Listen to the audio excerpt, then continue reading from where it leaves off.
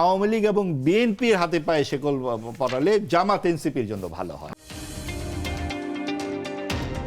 Bangladesh medical ইউনিভার্সিটির তো স্বায়ত্তশাসিত প্রতিষ্ঠান, তারা হয়তো সিদ্ধান্ত নিয়েছেন তাকে প্রফেসর এমিরিটাস হিসেবে রাখবেন না, কিন্তু তার অতীতের বেতন ভাতা ফেরতের নির্দেশ দেওয়া হয়েছে। এটা তো খুবই একটি অদ্ভুত বিষয়।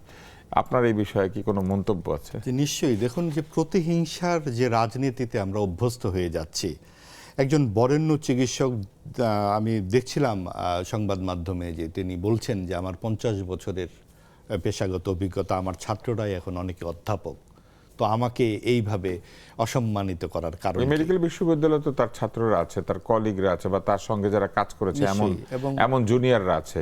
তো তারা যখন এইরকম একটা সিদ্ধান্ত নিচ্ছে, সেই সিদ্ধান্তটা যে ভবিষ্যতে তাদের জন্য আসতে পারে, এরকম অপমানের সংস্কৃতি তৈরি হতে পারে, এটা কি তারা বিবেচনা করছে? এবং এই পাল্টি যে এই যে এক ধরনের প্রতিহিংসামূলক আচরণ কিন্তু আমরা সমাজের সব ক্ষেত্রেই দেখতে পাচ্ছি। এই যে ভাই যেমনটি বললেন যে ফ্যাসিবাদের বিরুদ্ধে আমরা কিন্তু এক কাট্টা, তারা কিন্তু এই রকম ঘটনার ক্ষেত্রে কিন্তু কোনো মতামত দেবেন না। ফ্যাসিবাদের বলবো আপনার পরে, নিশ্চয়ই, মানে আমরা তো এটি প্রথম নয়, এই ধরনের আরো ঘটনা আমরা দেখেছি। সাকিব আল হাসানের ক্ষেত্রে দেখেছি। বাংলাদেশের সবচেয়ে বড় যে তারকা মেসির কথা ধরুন, আপনি আর্জেন্টিনায় যদি এই ঘটনা ঘটতো কোনো রাজনৈতিক বিলনের পরে, মেসিকে এইভাবে কি নিষিদ্ধ করা হতো? তাহলে জানি না, আর্জেন্টিনাটা জানি না, কিন্তু আমরা যে এগুলো করব এগুলো তো আমরা এখন বুঝতে পেরেছি। সেটা তো আমরা শুধু এই ক্ষেত্রে কেন, আমরা অসভ্যতা এবং সব জায়গায় আমরা শিক্ষকদের গলায় জুতার মালা দিয়েছি, আমরা মুক্তিযুদ্ধের ভাস্কর্য ভেঙেছি, আমরা মাজার ভেঙেছি, আমরা জুলাই সনদ যেই বইটা আমরা লিখেছি সেখানে ভূমিকায় পাকিস্তানের নাম দিয়েছি হানাদার বাহিনী। এবং আমরা বিসিএস পরীক্ষায়, এই অন্তর্বর্তীকালীন সরকারের সময় বিসিএস পরীক্ষায় মুক্তিযুদ্ধকে লেখা হয়েছে প্রতিরোধ যুদ্ধ। তো এইগুলোর কি হঠাৎ করে আচমকা হয়ে গেছে কোনো কার্যকারণ ছাড়া? সেই ধারাবাহিকতায় আজকে আবদুল্লাহ স্যারের বিরুদ্ধে এই ধরনের ঘটনা ঘটছে। কারণ আপনি দেখবেন যে আবুল বারাকাত, তিনি একজন গুরুত্বপূর্ণ অধ্যাপক, তাকে যেভাবে হেনস্থা করা হলো, আপনি যার বিরুদ্ধে অভিযোগ আছে তাকে আপনি সুস্পষ্ট অভিযোগের বিরুদ্ধে আপনি ফৌজদারি মামলা দেবেন, তা নয় আপনি 2 বছর ধরে আপনি জেলে তাকে ফেলে রাখলেন। সাংবাদিক লেখক শাহরিয়ার কবিরের ক্ষেত্রেও এমনটি ঘটেছে। 266 জন সাংবাদিকের নামে হত্যা মামলা ঘটেছে। আপনি দেখুন যে প্রত্যেকটা ক্ষেত্রে পেশা, শ্রেণী পেশা নির্বিশেষে আমরা যদি এইভাবে জিঘাংসামূলক আচরণ করি, আজকে আওয়ামী লীগ বিপন্ন, পরে বিএনপি হতে পারে।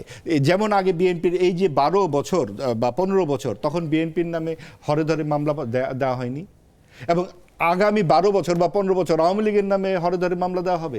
আমরা কি এভাবেই পাল্টাপাল্টি চলতে থাকবে? তার মানে আমরা কোথাও স্থিরভাবে দাঁড়িয়ে দেখব না যে আমরা পাশাপাশি বসে কথা বলতে পারি এবং পরম সহিষ্ণু একটা সমাজ তৈরি করতে পারি। যেখানে দেখলাম মাননীয় প্রধানমন্ত্রী বলছেন যে তিনি প্রতিশোধের রাজনীতিতে বিশ্বাস করেন না, তিনি উদাহরণ পর্যন্ত দিয়েছেন নিজের। তাহলে তার দলবল এরকম করছে কেন? তার দলবল এরকম করছে কারণ হচ্ছে দলবল শূন্য মাঠে গোল দিতে চায়।